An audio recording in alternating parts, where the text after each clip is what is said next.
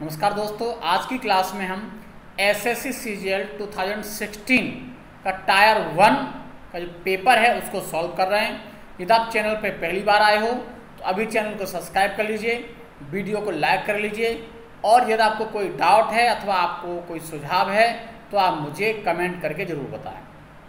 तो सबसे पहले इसमें देखें, choose the word which best express the meaning of the given word.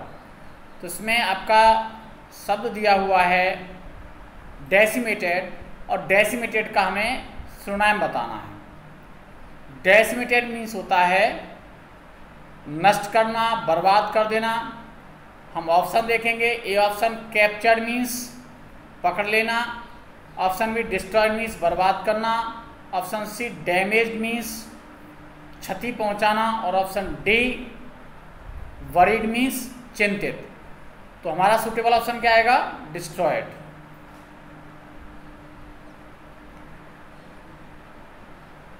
Next है choose the word which is opposite in the meaning of the word. Invincible का हमें क्या बताना है? इसका अपोजिट बताना है। बताइए क्या इसका अपोजिट होगा? इनविंसिबल मीन्स होता है अजेय। क्या होता है? अजेय, जिसे जीता ना जा सके। पहला ऑप्शन आपका है इमर्जनेबल। इमर्जनेबल का मतलब होता है अभेद, जिसे भेदा ना जा सके, यानी इसका ये सिनोनिम हो रहा है। ओमनी प्रेजेंट, जो सर्वज्ञ है, हर जगह उपस्थित है, ये ईश्वर के लिए आता है वर्ड, ये भी आपका नहीं होगा। इसका हमें अपोजिट बताना है। पावरलेस मीन्स शक्तिहीन, यानी इनविंसिबल का opposite C. Next potent means शक्तिशाली, सर्वशक्तिशाली। तो हमारा ऑप्शन कौन सा हो गया? ऑप्शन हो गया हमारा सी। नेक्स्ट है choose the correctly spelled word. बहुत ही इंपॉर्टेंट वर्ड है डायरिया। अक्सर पेपर में आता है, इसे आप ध्यान रखिएगा। जो आपका पेपर ही ऑलरेडी सॉल्व करा रहा हूं और आप देख रहे हो ये बार बार वर्ड आता है, इसको आप याद रखें। डायरिया मीन्स दस्त। तो सही स्पेलिंग आपके है। नेक्स्ट आपका है it took her a long time, यानी कॉमन एयर्स हैं आपके। It took her a long time to get off the death of her husband. देखिए, उसे बहुत लंबा समय लगा अपने पति की मौत से उबरने में। और गेट ऑफ मीन्स होता है छोड़ देना। गेट ऑफ मीन्स होता है छोड़ देना। तो अब यहाँ उबरने के लिए गेट रेड ऑफ आना चाहिए, गेट ऑफ नहीं आना चाहिए, इसलिए आपका पार्ट बी आपका गलत है। कई बार स्टूडेंट्स इसमें कंफ्यूज हो जाता है, आपको ध्यान रखना है। ये कई बार ऑप्शन आपको पीछे दिया जाता है, यानी यहाँ से यहाँ तक पार्ट ए है, यहाँ से यहाँ तक पार्ट बी है, यहाँ से लेकर के यहाँ तक पार्ट सी है, और ये आपका पार्ट डी। कई बार इसमें कंफ्यूज हो जाते हैं बच्चे, आपको इसको ध्यान रखना है इस बात का। सो यहाँ पे आपका ऑप्शन आना चाहिए बी। नेक्स्ट है it is best to be silent then to speak in anger. अब पहला इंपॉर्टेंट पॉइंट आप ध्यान रखेंगे, इसमें देन आया है। देन कंपैरेटिव डिग्री में आता है, और कंपैरेटिव डिग्री आपका बेटर होता है, बेस्ट नहीं होता। दूसरा पॉइंट और ध्यान रखेंगे, सुपरलेटिव डिग्री के साथ दा आता है। सुपरलेटिव डिग्री के साथ दा आता है, यहाँ दा नहीं, इसलिए आपका पार्ट ए आपका रॉन्ग है। पार्ट ए आपका रॉन्ग है। ये पेपर सॉल्व करने से पहले आप मेरे टेलीग्राम चैनल से ये पीडीएफ आप डाउनलोड कर leना, उसे सॉल्व करना, तब उसके बाद एक्सप्लेनेशन देखना, इसका सही लाभ मिलेगा तब। Okay dear. Next question is that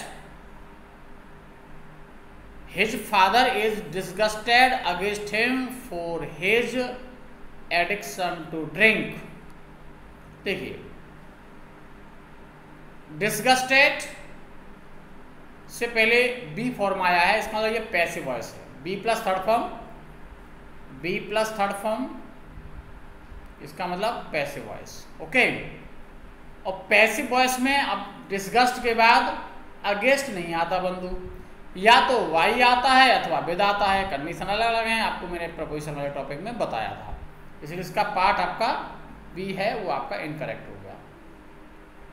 next question है, the sentences given with blanks are to be filled with an appropriate word. Filling the blanks हैं और फिलिंग द ब्लैंक्स में पहला क्वेश्चन दे रखा है आपका, the aim of a peace council is, the aim of the peace council is dot rather than quit. देखिए एक तो आपने इसका प्रोवर्ब पढ़ा है, प्रिवेंशन इज बेटर देन या prevention is rather than quit, तो आपका एक तो पहले आपको यहीं से आपका पॉइंट क्लियर हो जाएगा, प्रिवेंशन आना चाहिए। बाकी और जो ऑप्शन है उनका भी आप मीनिंग देख लेंगे। प्रिवेंशन मीन्स सुरक्षित करना, संरक्षित करना, सेल्वेशन मीन्स मोक्ष या मुक्ति, मेंटेनेंस मीन्स देखभाल रखना, और कल्टीवेशन मीन्स कृषि। तो ये आप ध्यान रखेंगे, the aim of peace council is prevention. Next rule next question, he gives everyone the class opportunities for practice in the class। Class में वो प्रत्येक को अवसर देता है प्रैक्टिस का, तो इन द क्लास आना चाहिए, यहाँ पर इन प्रपोजिशन आना चाहिए। नेक्स्ट एग्जांपल है, हरीश सून गेंट डॉट इन इंग्लिश। अब यहाँ फिलिंग द ब्लैंक्स में क्या आएगा, अब हमारे चारों वर्ड्स को हम एक बार देख लेते हैं। पहला वर्ड है प्रोविंशियलिज्म। प्रोविंशियलिज्म होता है प्रांतीय। प्रोविंस आप जानते हो, प्रोविंस मीन्स होता है प्रांत, और उसी से बना है प्रोविंसिज्म। नेक्स्ट है प्रोफिशिएंसी। प्रोफिशिएंसी मीन्स प्रवीणता, एफिशिएंसी मीन्स कार्यक्षमता, और एमिनेंसी मीन्स महानता। महानता ओके। तो हरीश सून गेंड, हरीश ने बहुत जल्दी प्राप्त कर लिया, अंग्रेजी में क्या प्राप्त कर ली, प्रवीणता, दक्षता। तो ऑप्शन हमारा क्या आना चाहिए, proficiency, option B. And next question है, choose the suitable meaning of the idiom and phrase. Beggar description बहुत पॉपुलर इडियम है, बेगर डेस्क्रिप्शन। बेगर डेस्क्रिप्शन का मीन्स होता है वर्णन से परे, beyond the description. Option A can not be described, ये आपका करेक्ट है, क्योंकि बेगर डेस्क्रिप्शन मीन्स क्या होता है, वर्णन से परे, बियॉन्ड द डेस्क्रिप्शन। समथिंग डेस्क्राइब्ड, ये आपका होगा नहीं। डेस्क्रिप्शन ऑफ बेगर, ये भी आपका नहीं है। A poor account of something, ये भी आपका नहीं है। तो आपका ऑप्शन है that can not be described, जिसकी वर्णना, जिसकी व्याख्या न की जा सके। एंड नेक्स्ट क्वेश्चन, ये आपका इडियम है ड्रैग वंस फीट, पैर पीछे खींचना। पैर पीछे खींचना means a person who is not intended to do something, a person who has no will to do something. So look at the options. First option is that make something more complicated, किसी को बहुत जटिल बना देना। Option B expedite, expedite शीघ्र निपटाना। Expedite means होता है शीघ्र निपटाना। B reluctant to act, reluctant means अनिच्छा, यानी कार्य करने की इच्छा न होना, अनिच्छा। और यही आपका होना चाहिए, ड्रैग वंस फीट, पैर पीछे खींचना, यानी कार्य करने का मन न होना। इसलिए इसका ऑप्शन आएगा सी। और ऑप्शन डी है स्टॉप वर्किंग, कार्य बंद कर देना। तो इसका ऑप्शन आपका आना चाहिए सी। नेक्स्ट है hope against hope. Hope against hope का मतलब है व्यर्थ की आशा रखना, व्यर्थ की आशा रखना। ऑप्शन ए है think wishful from time to time, option B hoped with good reason, option C nurture and impossible hope, तो अब यही आना चाहिए, असंभव शर्त रखना, व्यर्थ की शर्त रखना, यानी option C pretend to hope, ये भी आपका नहीं होगा। And next question is that choose the one word substitution for the given expressions, और आपका है लेक ऑफ स्किल, कौशल न होना, अनुपयुक्तता होना। हमारे पास 4 ऑप्शन है इसके लिए। पहला ऑप्शन है ऑप्शन ए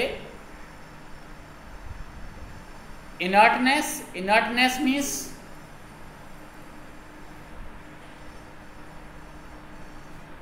आप कह सकते हो उसको जड़ता, और जड़ता। और ऑप्शन बी इंसिस्टेंस मीन्स आग्रह, और ऑप्शन सी इनेप्टनेस मीन्स अनुपयुक्तता,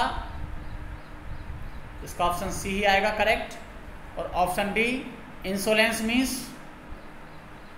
अक्खड़, अक्खड़, तो इसका आपका सूटेबल ऑप्शन आ जाएगा सी इनेप्टनेस।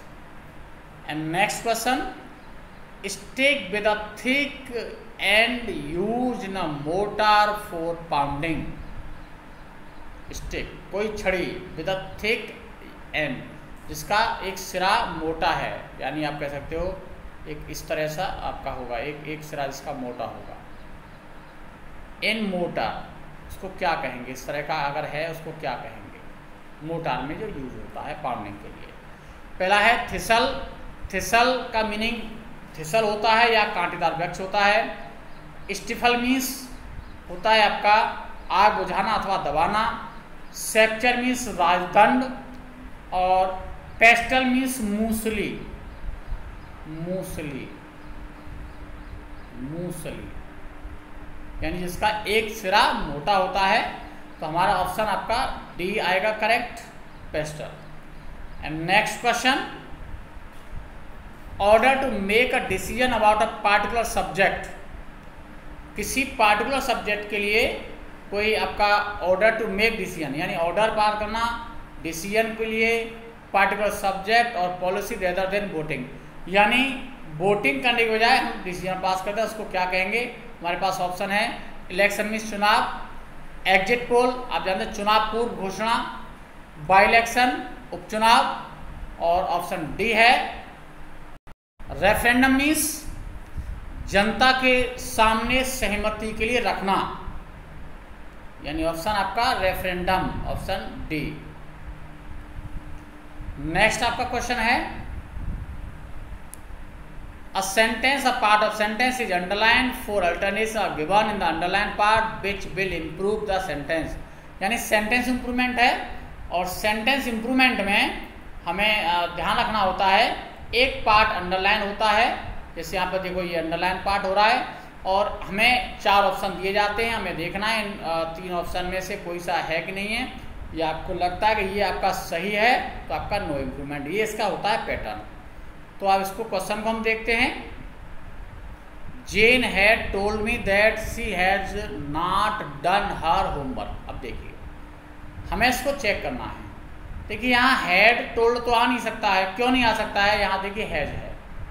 एक सिंपल नियम है कि पास्ट के बाद अगला टेंस पास्ट ही होता है, तो हैड टोल्ड नहीं आ सकता और टोल्ड भी नहीं आ सकता, क्योंकि पास्ट के बाद यहाँ पर अगर ये पास्ट होता तो हैड होता आगे, यानी आगे हैज दे रखा है, डायरेक्ट डायरेक्ट का क्वेश्चन है, आगे अगर हैज दे रखा है इसका मतलब यहाँ पहले प्रेजेंट या फ्यूचर रहा होगा।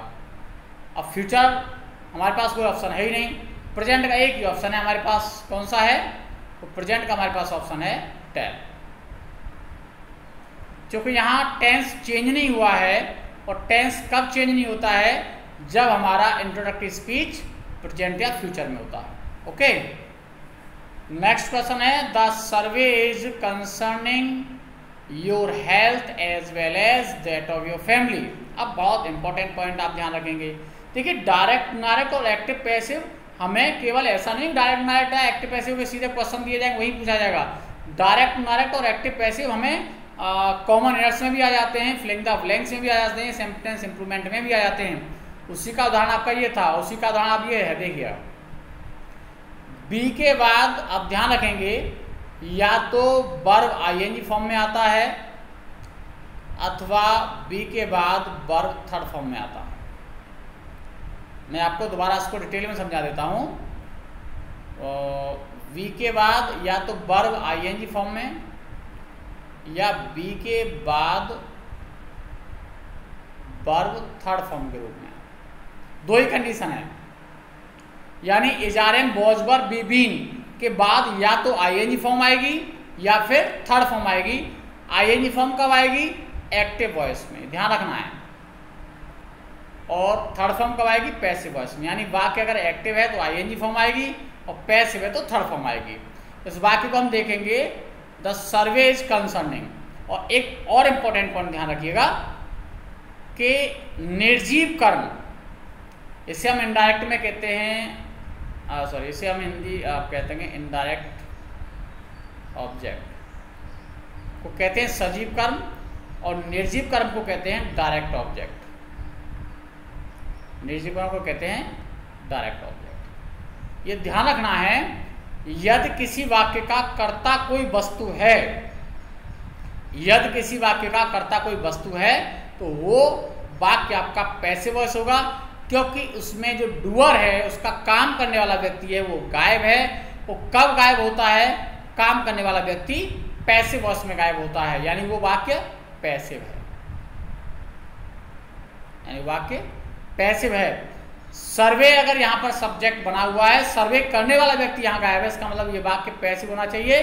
और पैसिव का मतलब इसके साथ थर्ड फॉर्म यानी कंसर्न्ड आना चाहिए। आप ऑप्शन देखेंगे, ये कंसर्न्स विद है, यहाँ देखो इज भी गायब है और आपको ध्यान रखना है यहाँ इज नहीं है। दूसरा यहाँ देखो इज कंसर्न्ड विद, दूसरा देखेंगे कंसर्न्स टू और नो इम्प्रूवमेंट। देखिए फिक्स प्रपोजिशन है, कंसर्न के बाद विद आता है, ऑप्शन बी। ये सभी पॉइंट आपको ध्यान रखने हैं जब आप पेपर सॉल्व करने बैठोगे। नेक्स्ट पॉइंट है the city that is set on a hill can not B, can not B. अभी आपको मैं बात कर रहा था, जहां बी आ जाएगा वहां थर्ड फॉर्म आएगा, और जो हिडन है वो हाइड की थर्ड फॉर्म है, तो B plus third form passive voice है। दूसरा हिल, यहाँ पर देखिए एक निर्जीव वस्तु कर्ता बन गई, इसका मतलब यहाँ पर by us, bye them, by people छुपा हुआ है, जैसे यहाँ छुपा हुआ है, तो इसका नो इम्प्रूवमेंट, ये आपका करेक्ट है, no improvement. Okay, and next question,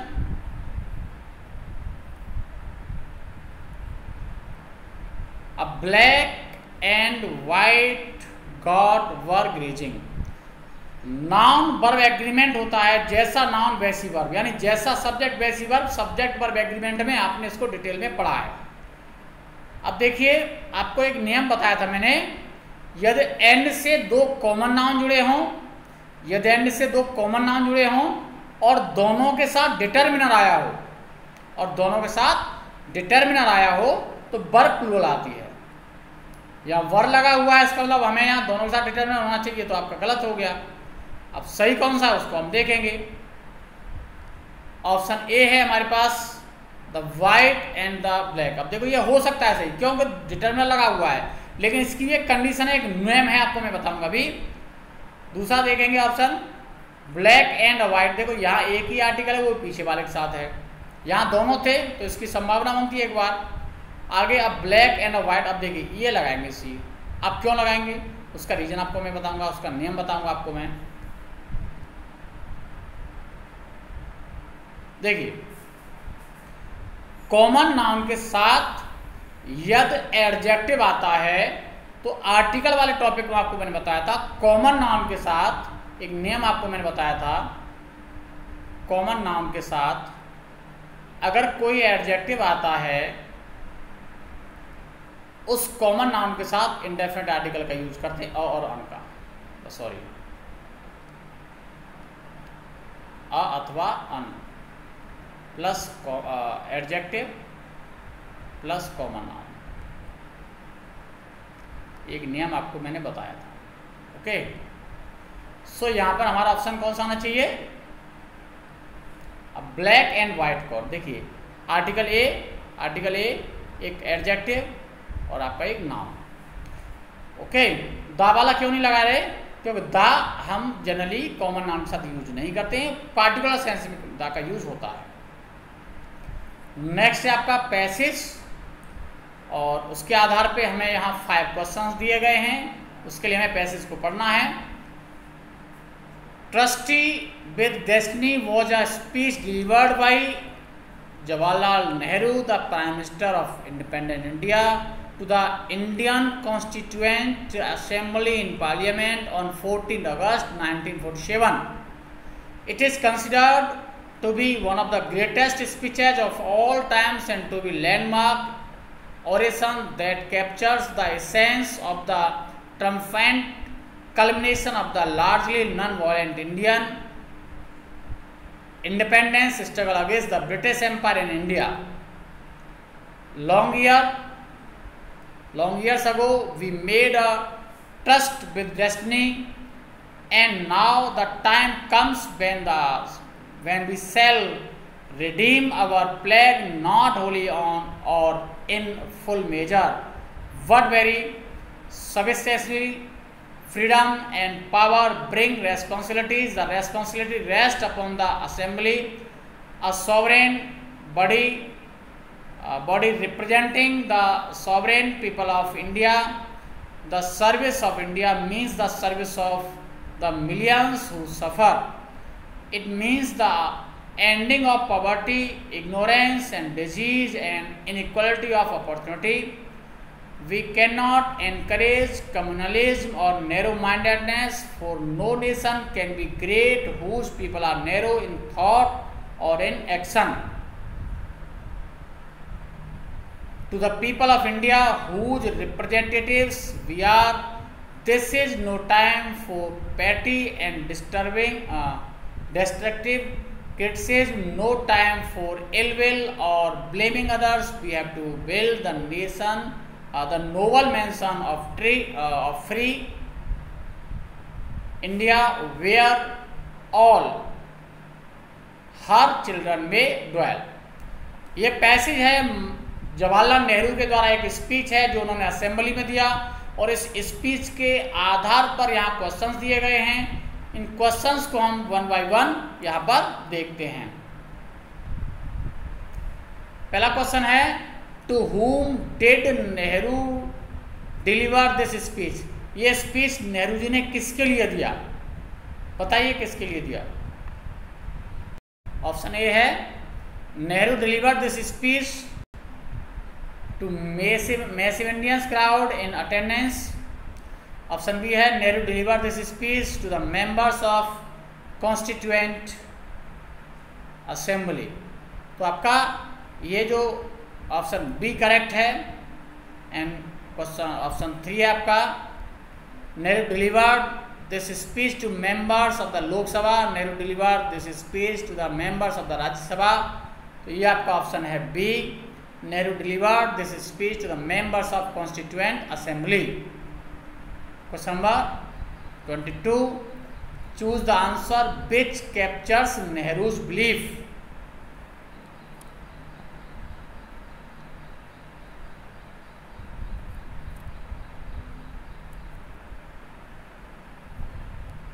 Option 1.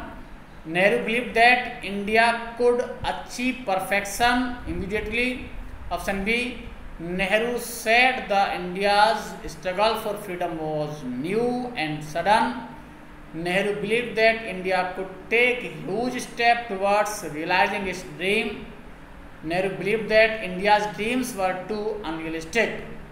तो अकॉर्डिंग टू पैसेज यहाँ बात कर रहे हैं, नेहरू जी यहाँ बात कर रहे हैं कि India could take huge step towards realizing its dream. And next question, the most dominant voice in the speech is. इसका स्पीच को हम देखें तो सबसे महत्वपूर्ण इसमें क्या पॉइंट हमें देखने को मिलता है? पहला ऑप्शन है वॉइस ऑफ ऑप्टिमिज्म, आदर्श, आप कह सकते हो आशावादी, इसका वॉइस विचारधारा, वॉइस ऑफ सरेंडर आत्मसमर्पण वाली विचार, वॉइस ऑफ नेग्लिजेंस कोई विरोधी या विपरीत, और वॉइस ऑफ वीकनेस कोई कमजोरी। तो ये जो पैसेज है, यस पैसेज में जो स्पीच है नेहरू जी का, वो स्पीच है ऑप्टिमिज्म को लेकर के, आशावादी विचारधारा को लेकर के। इसीलिए उन्होंने कहा है, देखिए यहाँ, step towards realising its dreams, इसलिए ऑप्शन आपका आएगा A. Next question, select the answer which best reflect Nehru's point of view. Nehru ji यहाँ क्या कहना चाहते हैं वो हमें आपको देखना है, इस पैसेज के माध्यम से क्या करें। ऑप्शन ए है, Nehru believe that communalism would not be problem. Option B, Nehru believe that communalism would be a positive force. Option C, Nehru believe that communalism would be dangerous for country. Option D, Nehru believe that communalism would make any nation great. Communal harmony को बनाए रखना बहुत जरूरी है। जैसा नेहरू जी ने कहा है, communalism will be dangerous to a country, we should not narrow mindedness, that is why we should take option C.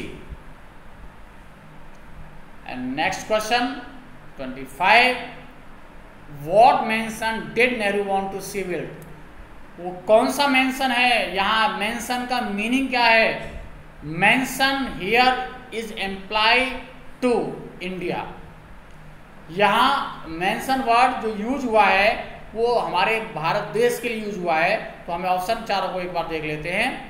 Nehru believe that expensive mansion of India should be built. Option B, Nehru believe that honourable mansion of India should be built. Option C, Nehru believe that the simple mansion of India should be built. Nehru believe that huge mansion of India should be built.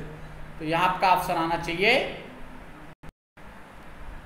Option B, honourable mansion of India. Passage के last में दिया गया है honourable mansion of India. तो ये आपका था आज एसएससी सीजीएल 2016 का सेट 1 हमने कराया है। नेक्स्ट क्लास में 2016 का सेट 2 हम कराएंगे। नेक्स्ट क्लास में आपसे मुलाकात होती है, तब तक के लिए नमस्कार।